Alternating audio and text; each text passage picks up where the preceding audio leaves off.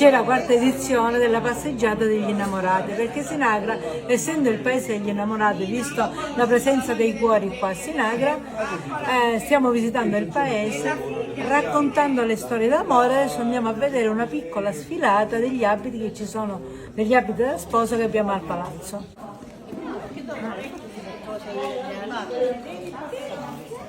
Quando è morta la nonna, non è morta 72. Adesso c'è il grande momento, la sfilata di alcuni abiti del Museo della Prologo.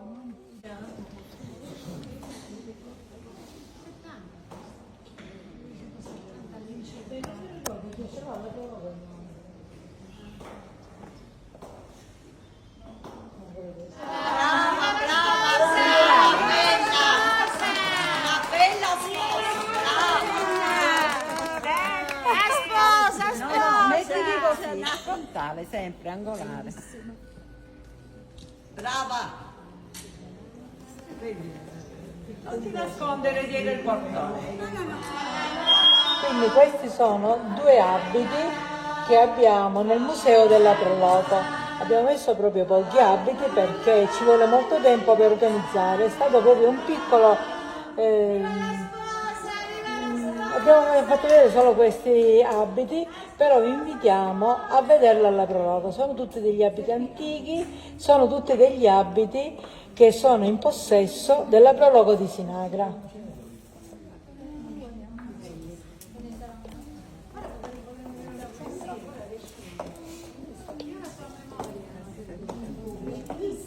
Le ragazze che sfilano sono Denise e Nadia. Carezze volute dal cuore mi inducono a perdonarti. Or che viene sera, aspetto il tuo ritorno. Cerco il vestito più bello e indosserò quello. Una mattina di domenica lungo il viale Maggio, in mezzo al profumo inebriante dei tanti fiori sparsi qua e là. Passano le ore, tu non arrivi. Sfoglio un libro tascabile. Essere felice tra le tue braccia, desiderio di parlare d'amore. Finalmente il tuo sorriso incontra il mio viso, come l'irripetibile primo giorno magico. Bravissima, bravissima. Mi sono emozionata, la sapevo meglio. Dai, scendi. Aspettiamo che adesso Ci tenevo a dire che ogni anno la dottoressa Mola della Prologo di Sinagra organizza, diciamo, questo San Valentino un po' a fatica, perché diciamo che bisogna trovare anche le persone disponibili a recitare, a parlare, a esporsi anche con i sentimenti che oggi un pochino sono un po' mancano, ecco. Però ci tenevo a dire, visto che io sono una socia come tanti altri qua, però molti sono poeti, ma veri poeti, non come me, che scrivono poesia ogni tanto. Questa Prologo si sta dibattendo per valorizzare i matrimoni da allora ad oggi, perché ci sono capi, che parliamo del 1925, centenari, 20 addirittura, con anche battesimo, cresime, comunione, tutto ciò che la tradizione oggi sta scomparendo. Ed ora? Ed ora ci incamminiamo ad ascoltare alcune storie d'amore.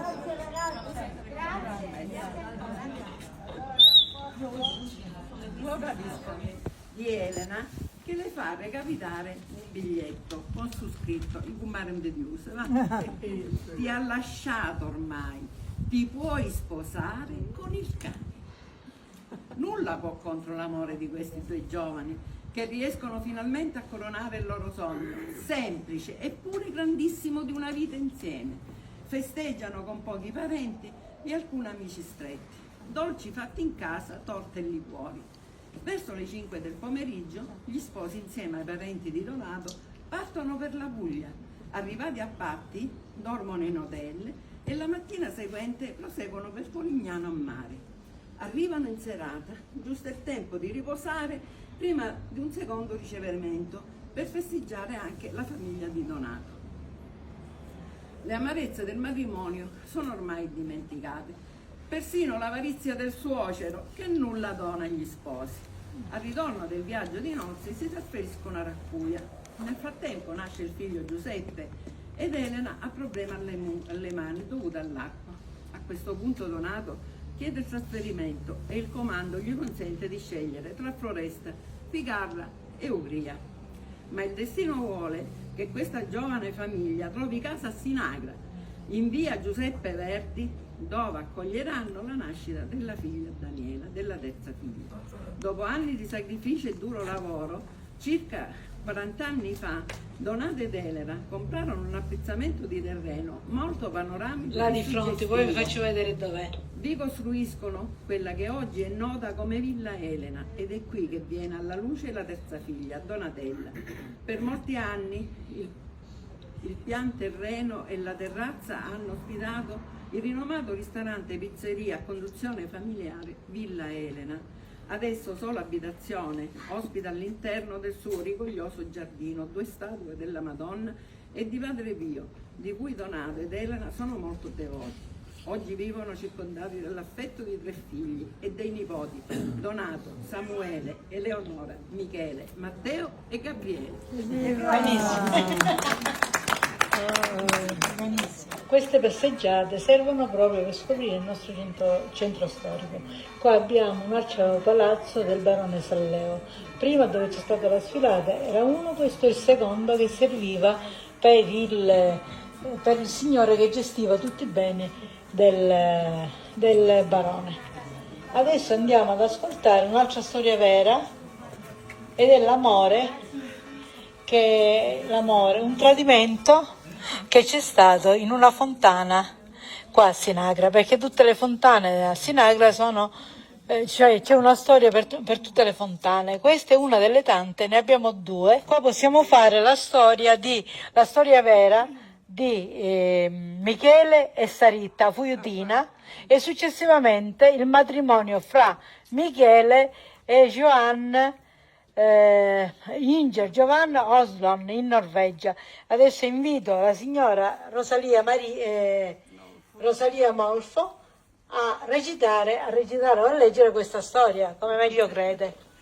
Perché non la so, non la conoscevo. Pubblicano i giornali queste storie. Questa è una di quelle. Allora, Michele era apprendista calzolaio e ogni giorno dalla sua postazione di lavoro in Sinagra ammirava la bellezza della 15enne Rosaria detta Saritta.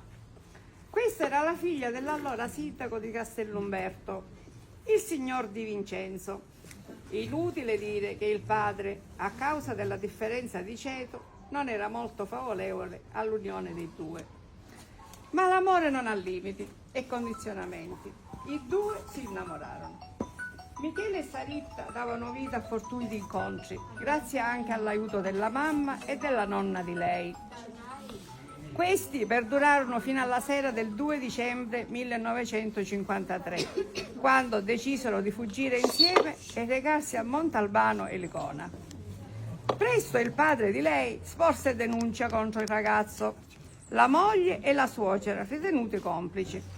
Nel frattempo qualcuno comunicò a quest'ultimo la localizzazione dei 2 giovani, che vennero raggiunti dai carabinieri e Michele condannato a 3 mesi di reclusione. Ai fratelli e al padre del giovane furono riservate pene minori. Anche la moglie del sindaco venne arrestata con accusa di favoreggiamento. Successivamente le pene vennero sospese. Saritta fu costretta a sposare contro la sua volontà un nobile. Con quest'ultimo, amante del belle e delle donne, ebbe 2 figli e poi, stanca delle condotte, decise di divorziare. Ma il destino non riserva sempre cose belle. Saritta incontrò un altro giovane con lo stesso temperamento del precedente e interessato anche agli averi della donna. Sciolti tutti i legami, Saritta si trasferì con i figli a Milano, dove trovò lavoro. Nessun uomo fu poi presente nella sua vita, perché il vero amore portava il nome di Michele. Negli stessi anni Michele ebbe di fronte un avvenire migliore. Si trasferì a Oslo, su invito del fratello Leone. sarto del re di Norvegia, e qui il 14 febbraio 1964 incontrò Johanna. Il fascino dell'emigrato siciliano colpì la giovane ragazza e contro il parere del padre di lei i due si sposarono il 31 dicembre dello stesso anno. Presto il suocero fu costretto a ricredersi. Michele era abile in molte cose e con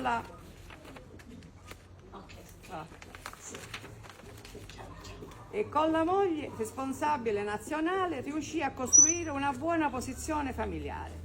Viaggiarono molto e dal loro amore nacquero Vincenza e Antonino.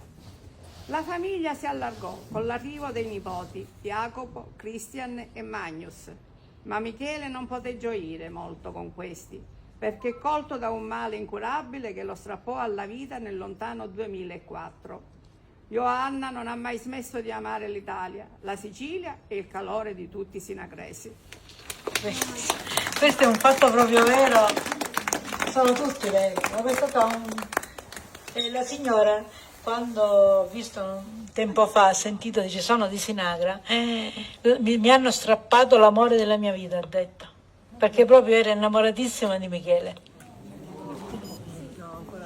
La signora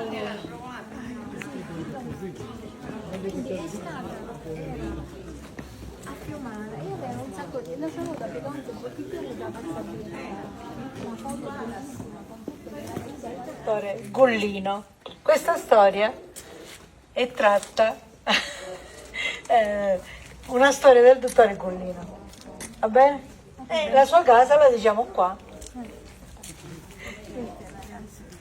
Partiamo, voi. Buonasera a tutti. Fonte Amara è una vicenda d'amore scritta da Carmelo Lacava, detto il Bucaneve, e adattata da Enza Mola. Siamo negli anni 30. A quei tempi i signorotti Silenzio per favore, se no è inutile. adoravano trascorrere il periodo nell'entroterra, il periodo delle vacanze, scusate, nell'entroterra nebroideo. Le donne, non potendo fare vita mondana, venivano colte dalla malinconia, e in particolare quelle donne che erano, diciamo, promesse in sposa con la forza a sposare un signorotto per volere delle famiglie e non per amore. Marana, bellezza mediterranea dagli occhi di fuoco, dai folti capelli rossicci, vivace e piena di vita, ma trascurata dal marito, durante il giorno amava gironzolare per la campagna. Spesso trascorreva i lunghi pomeriggi nei pressi della fontana di loro proprietà, oggi chiamata Fonte Amara. Un giorno, attratta dalla frescura della fontana e dal cigolio delle cicale, pensò di fare un bagno nella gebbia, ma non si accorse della presenza di un giovane, figlio di un altro signorotto di nome Leone, che, affascinato dalla sua bellezza, rimase incantato ad osservarla. Marana, senza vergogna, invitò il giovane ad avvicinarsi e, purtroppo, imprudentemente, i due iniziarono ad incontrarsi sempre più spesso. La fonte diventò così un luogo per discutere e giocare a carte, ed in seguito, forti della reciproca attrazione, punto d'incontro del loro grande amore. L'amore fra Marana e Leone durò fin quando venne scoperto dalle persone di servizio e riferito al marito, che dopo averla umiliata per il tradimento subito, divenuto di dominio pubblico, la costrinse ad abbandonare il luogo di villeggiatura. La fonte, considerata da due amanti un luogo benedetto, venne in seguito indicata con il nome di Fonte Amara, proprio per rappresentare la fine di un grande amore. Grazie.